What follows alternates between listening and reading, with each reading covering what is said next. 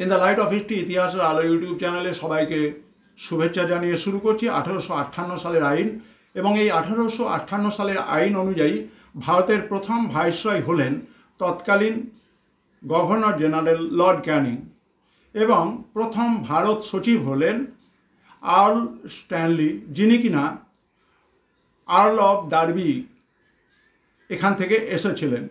এই আইনের ফলশ্রুতিতে 1858 সালের 1 নভেম্বর মহারানী ভিক্টোরিয়া একটি ঘোষণাপত্রের মাধ্যমে ভারতের শাসন ব্যবস্থা নিজের হাতে তুলে নেন।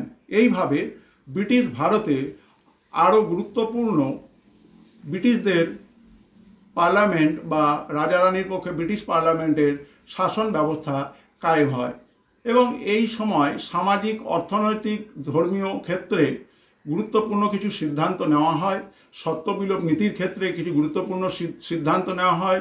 দত্তকপুত্র বা দেশীয় রাজ্যের ক্ষেত্রে কিছু আইন এসেছিল, এবং যোগ্যতা অনুযায়ী ভারতীয়রা বিভিন্ন ব্রিটিশ প্রশাসনের গুরুত্বপূর্ণ পদে অংশ নিতে পারবেন, সেই সমস্ত সিদ্ধান্ত এই আইনের মাধ্যমে নেওয়া হয়েছিল, যার আর একটা নাম an act for better government of India.